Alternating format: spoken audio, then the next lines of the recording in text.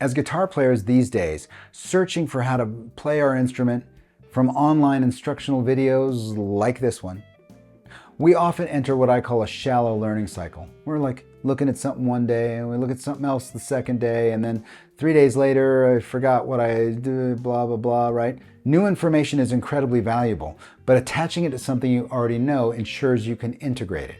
Sometimes there's really valuable information inside the stuff you already know. Welcome back to the channel. My name's Chris. Today we will find gold inside the bar chord. Now you may say to yourself, I already know bar chords. Where's the fast blues lick? How do I play faster? Where's the next shiny thing? And that's cool.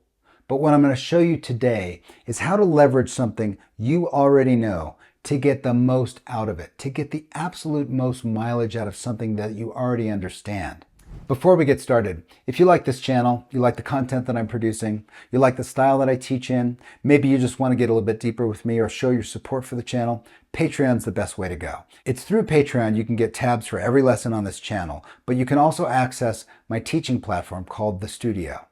And inside the studio, I interact with guitar players on a regular basis. I'm running live QA sessions. I also teach deep dive courses on subjects like the pentatonic scale, triads, the modes. The studio represents an opportunity to actually study with me. So if you'd like to do that, get a little bit deeper, just want to show your support for the channel, check out Patreon. And if you do decide to support the channel, I thank you in advance. Okay, let's zoom in. I'm going to show you how to take the bar chord and leverage it for as much value as we can possibly get out of it. Let me show you what I'm talking about. Okay, let's go find the gold that's hiding inside our bar chord. Here's a regular old A major bar chord, root on the E string. We should all sort of be familiar with that. We're going to do a couple things to this chord. First is we're going to analyze it, find out what's inside of this thing. What is this made of? Then we're going to optimize it, and I'll show you what I mean by that. And then we're going to see how far we can take the result. In other words, how can we take the result of this method, right? We've analyzed and optimized, and then what do we do with that information, and how far can we take it? First step is analyzing it. So what is this? It's an A major bar chord, but what are the notes in here? Let's just find that out first. Here are the notes of the A major bar chord. A, E, A, C sharp, E, A. Now, as you can see, I've got some duplication here. I want to analyze this a little further against the major scale. This is an A major chord, comes from the A major scale. I'm going to find out what these notes are in relation to A. Not just their names, but sort of their numbers. Their numbers are going to be based on this. A major scale, 1, 2, 3, 4, 5, 6, 7. Those are all the notes in the key. Those are all the notes in the scale. How do these notes relate to that A? They happen to be the root, the fifth, the root, the third, the fifth, and the root. Now, as you can see, there's a decent amount of sort of baggage here. I wouldn't say waste, it's just baggage. We have a bunch of different notes in here that are repeated. Let's find out what's going on here and optimize this to just have one of each. So the first thing we're going to do is look at the roots. We've got 3 roots here. I only need one, so I'm going to take this one. I'm going to dump this one and dump that one. So I'm left with this. The next note in the chord is this fifth. And as you can see, I have 2 fifths here. I only need one, so I'm going to dump this one. I'm left with this so far, root 5. I need that C sharp. It's right here. This is my optimized chord, root 5, 3. This is called a spread voice triad. And it's called spread voice because these 2 first voices, the root and the fifth, are inside an octave. And this third is outside the octave. It's up from the octave. In other words, here's the octave. This note is outside that octave. It's a little higher. So there's my optimized chord, spread voice triad. This is an A major chord. Now that we've optimized it, we're going to see how far we can take this. We're going to turn it into 2 different chords. We're going to make it a minor chord, and we're going to make it a diminished chord. Diminished chords are not used extremely often in modern music, but there's a very important reason we're learning it. So, and I'll expose that here in a second. Minor chords simply have the root, the flat 3, and the 5. So I just take my optimized chord and I just take this note down a half step. So now it looks like this.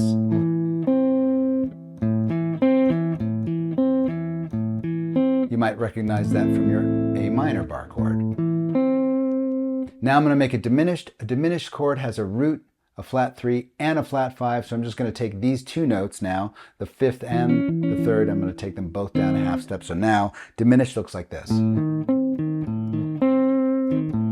So we've got major, minor, and diminished. Now diminished chord's going to come in handy in a second, but so far we've analyzed, optimized, and now we've sort of tweaked it, right? We can play 3 different types of chords with this one shape, right?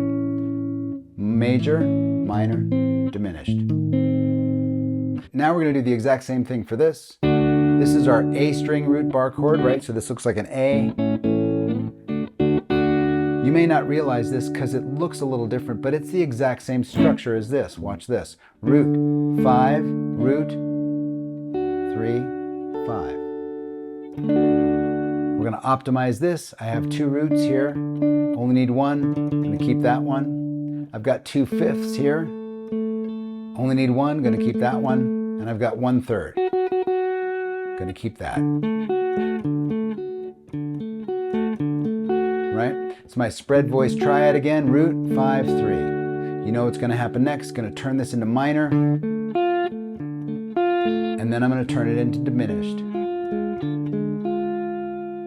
So, same exact thing we did with this, we just did with this. We've got 3 more shapes here, major, minor, and diminished, with the root on the A string. Major, minor, diminished. Now we're going to do the same thing from the root on the D string. Now this is the same structure, we're just moving up the strings. The reason this is changing shape is because the B string is tuned down a half step. So every time we move this shape across the B string, we've got to alter a note to keep it in tune because that B string is tuned down. So here's our shape. Don't use this very often, but this is a bar chord on the D string. You know what's going to happen here? Root, 5, root, 3. I've got 2 roots here. Only need 1, so I'm going to keep this one. Got a 5th and my 3rd. Same exact shape. Same structure. From here to here to here is the same structure. We're just altering that for that B string. So here's major, here's minor, and here's diminished. So using this one idea and this one chord and just transposing it around, we found out that we are basically building the same exact structure, root on the E string, root on the A string, root on the D string. Now, here's where it gets really valuable. This is where we're really stretching the information we already know, and we're really going to leverage it. Here are all the chords that are in the key of A. And when I mean the key of A, when I take a scale, any scale, this is the A major scale, and you harmonize it, harmonizing is simply playing every other note. From every note in the scale, you build all the chords in the key.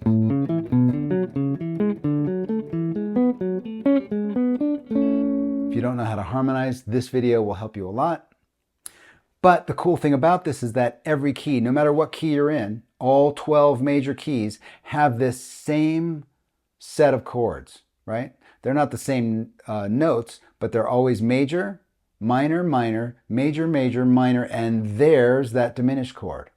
Okay? That's why we need to know the diminished chord, because what we're going to do now is take our one idea, our one shape that we've managed to optimize, right? And move it around the neck and leverage it to change it into these other types of chords to play every chord in the key of A.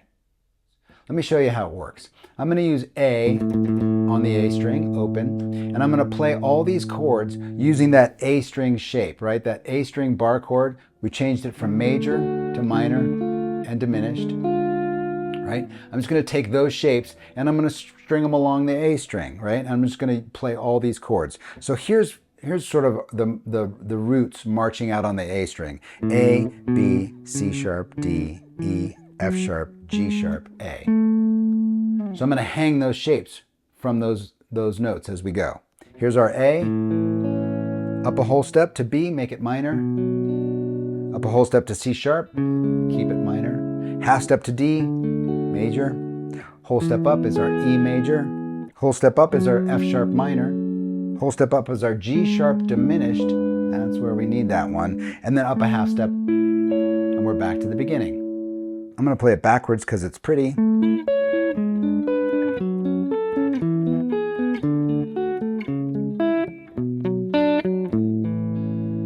Right? Just use this one idea, right? This one idea of taking this chord, optimizing it, putting it on all three of these strings, and I've just played every single chord in the key of A on this one string. So now I'm going to do the same thing, but instead of this, I'm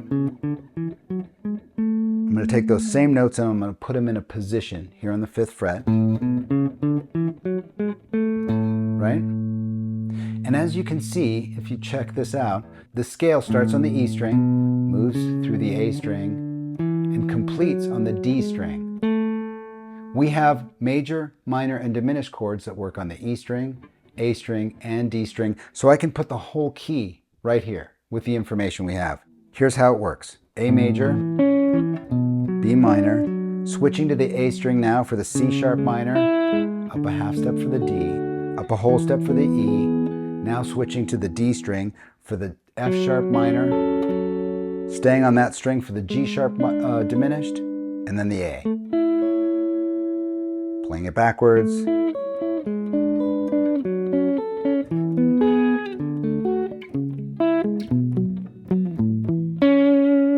Because it's cool, right? So the takeaway here is, since we have taken this one idea, optimized it, and moved it across three strings, right? The E string, the A string, and the D string, changed it into these other chord types, we can now play every single chord in every single key, leveraging this one idea. Okay, there it is. We took the bar chord, we analyzed it, we reduced it to its sort of like most valuable essence, right? Just down to that triad.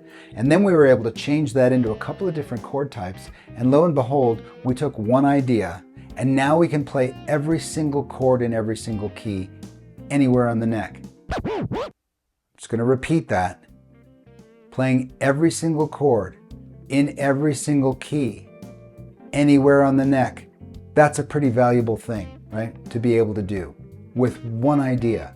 This is what I was talking about when I said, let's leverage the information we already have. Let's dig around and find the gold in the stuff that we already believe we know. Usually you can find out that there's more stuff in there, right? As always, I hope this has been insightful. I hope you found it interesting and helpful. The most important thing is that you stay curious, and I'll see you next time.